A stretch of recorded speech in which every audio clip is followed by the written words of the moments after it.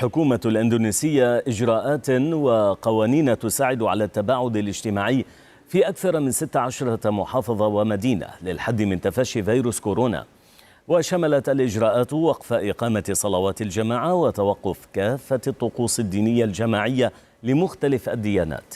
لكن هذه الإجراءات لم تشمل بعض الأقاليم التي لم تسجل فيها إصابات، وبالتالي سمح ببعض التجمعات ومنها إقامة الصلوات وصلاة التراويح في الشهر الفضيل.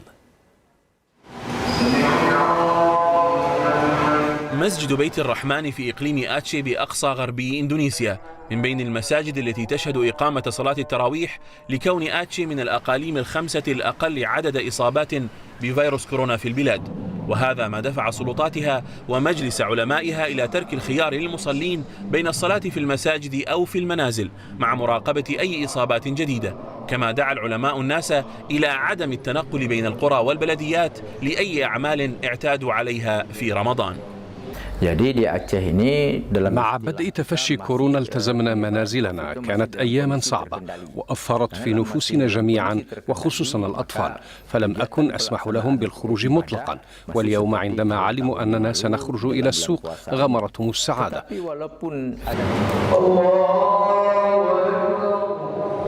ولأن حالات الإصابة بالفيروس في آتشي هي لعائدين من خارجها وقد تم حصرها، فإن الفتوى بإقامة صلوات الجماعة قد تتغير في حال ظهور إصابات جديدة، وهو ما جعل توفيق كيلانا محافظا على صلاة الجماعة لأن منطقته ما زالت في مأمن حتى الآن. ما لم تصدر الحكومة قرارا بوقف إقامة صلاة الجماعة، سأبقى أذهب لأدائها في المسجد.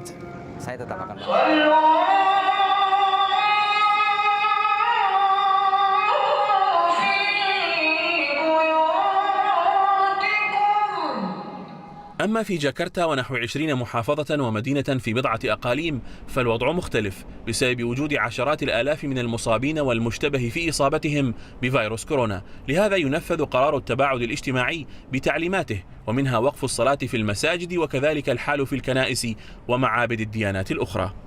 عشرات ملايين الإندونيسيين لم يصلوا التراويح في المساجد هذا العام، واللافت أن